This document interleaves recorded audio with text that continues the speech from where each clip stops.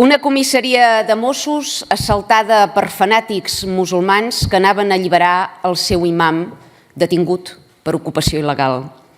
11 pakistanesos detinguts que volien literalment separar el cap del cos els qui tenim el valor de denunciar i combatre l'avenç islamista a Catalunya. 6 d'ells, per cert, ja són al carrer a punt per poder tornar a identificar objectius i prendre mides dels nostres clatells.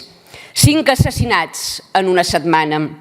Milers d'usuaris de Rodalies atrapats entre això que en diuen vagons i que ha resultat ser un manyoc de ferralla. 115 milions d'euros destinats a atendre menors no acompanyats, 4.000 euros per cap, més del doble dels que es destinen a l'atenció a la gent gran i a les persones dependents de la nostra terra.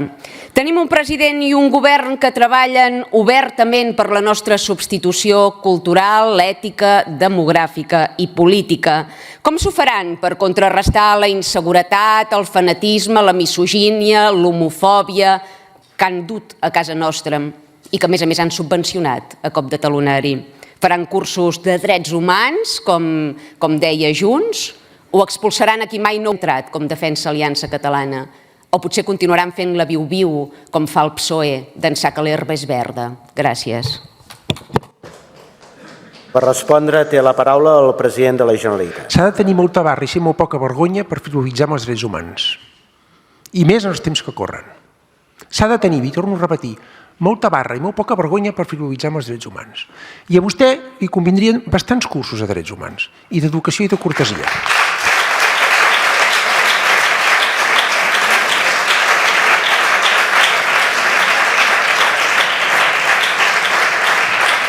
Per respondre, per preguntar, té la paraula la diputada senyora Sílvia Oriol Serra.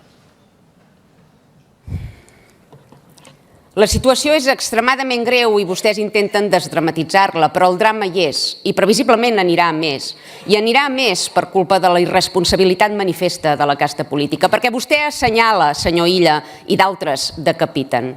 Faria bé de guardar-se el dit i de guardar-se el bonisme per a aquells que encara se'n passin les seves excuses i les seves mentides. Per respondre, té la paraula el president de la Generalitat.